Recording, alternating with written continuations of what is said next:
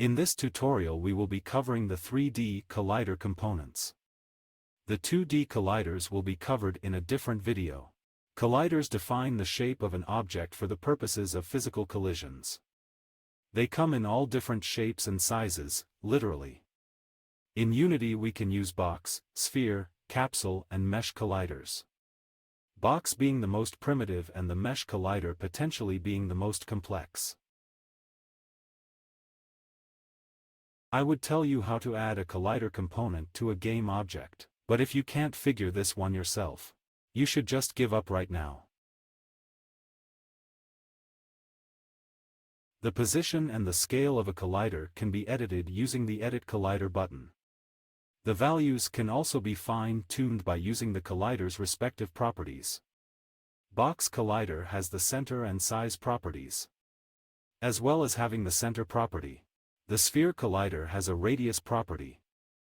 The capsule collider has a center property, a height property and also a direction property.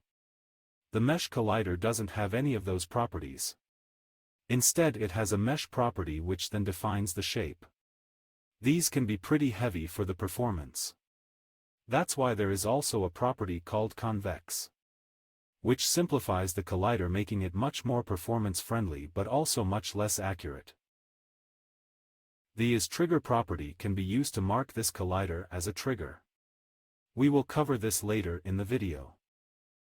The material property can be used to create different behaviors when the colliders collide using a physics materials, which we will cover in a different video.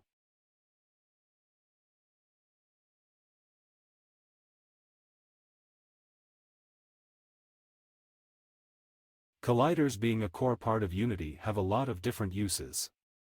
One of those uses could be spawning particles when the collider starts touching another collider. To test this we will be throwing rocks at this duck. Don't feel sorry for the duck. This duck is actually a war criminal that looks up to some of the worst people in the world, such as Hitler, Putin, and Logan Paul. We will give the duck a mesh collider so we can hit this duck more accurately. We will also add a new tag called duck and assign it to the duck's object. Then we will create the rock prefab, give it a sphere collider, and also one of the objects has to have a non-kinematic rigid body, so we will be giving our rock one of those as well. We will cover rigid bodies in a separate video. For now this is all you will need. To throw the rock I made a simple script that will just spawn one and throw it at the mouse cursor's position.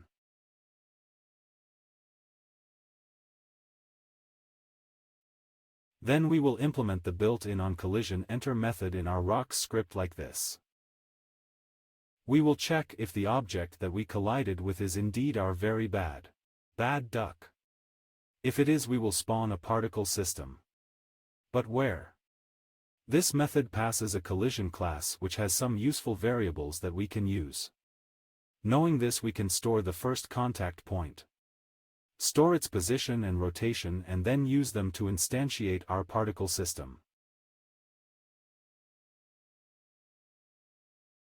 In the inspector we will drag in our particle system and watch the magic happen.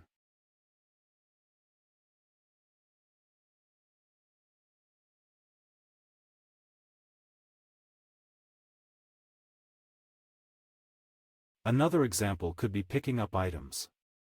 If stoning our duck wasn't enough, we will also make it pick up our trash.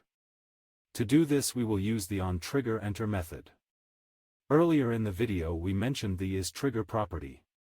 If we enable this, the collider will act as more of a field which other colliders can pass through and not an actual object we can collide with. To control the duck I am using a simple script that looks like this.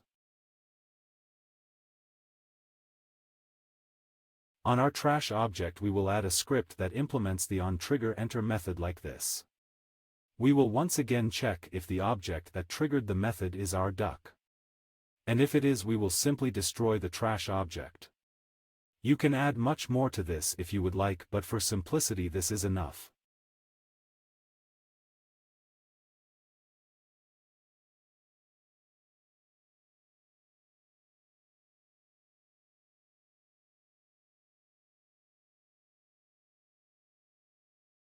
These are just two simple examples.